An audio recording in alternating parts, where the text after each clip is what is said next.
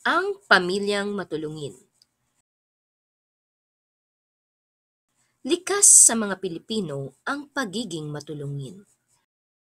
Habang papunta ang mag-anak na Padulina sa probinsya, nakita nila ang isang pamilyang nangangailangan ng tulong. Umuusok ang sasakyan nila. Nasa labas ng sasakyan ang mga kasamang bata habang hinihintay na maayos ang kanilang sasakyan. Makikita sa kanilang mukha ang gutom at pagod. Iyak din ng iyak ang mga bata. Tinulungan ng pamilya Padolina ang pamilyang nasiraan ng sasakyan. Inabutan nila ng pagkain ang mga bata.